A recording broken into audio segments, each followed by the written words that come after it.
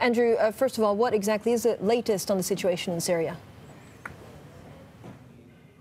Good morning. Well, it's the missile attack that nobody wants to claim. We know that overnight the T4 military base in Syria was hit by missiles. This is a base that's up near Palmyra, northeast of Damascus. There were casualties. We're hearing that as many as 14 people were killed, including Iranian soldiers. But it's not clear who carried it out. The U.S. has said that it wasn't them. France has said that it wasn't them.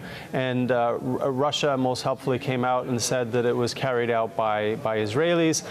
Israel, as it's its custom, is making no comment on it. Israel has carried out attacks in the past when it felt that its security was at risk. And so we'll have to see what comes in coming hours. I think what's most important for me here is that Trump and Macron have spoken. They have promised to respond. The Security Council is meeting today, and I suspect that we will possibly see some sort of U.S. or French reaction to the chemical attack, independently of what happened overnight. Have we seen an international response yet, Andrew, apart from the U.S.? No, we haven't seen. I mean, the images that came out from over the weekend of the chemical attack were horrific. We had reaction to that. We haven't seen anything in terms of a response to that. The UN Security Council will meet today. I suspect that people are going through the steps before any sort of reaction. Obviously, you remember the U.S. killed 200 mercenaries a few weeks ago by error when their base came under attack. It is a very crowded battlefield. You have Iran there, Turkey there, Russia, Syria. So any action with it, any action carries high risks. But again, we have not heard the last from the U.S. and France in response to the chemical attack.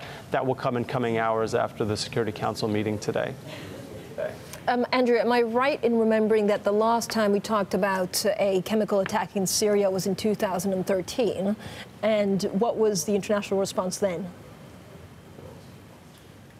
Well, it was a year ago to the day, almost a year ago to the day, that we had a chemical attack in Syria, and Trump ordered 59 Tomahawk cruise missiles into Syria. That was really the first moment that people started using the word kind of presidential around Trump. He was very decisive in his action, and I think that that action won him some credit. Having said that, he's also drawn some clear red lines, and so now he's in this position of, if he doesn't act, well, you know, what does that mean for your policy objectives? He's in this mess in Syria that he says he wants to get out of, and every time that he wants to try to pull himself out, it becomes more and more clear how difficult that is, because if you're not there, you can't stabilize, you can't reconstruct, and then Iran, Russia, Turkey get to kind of come in and claim their spoils from the war.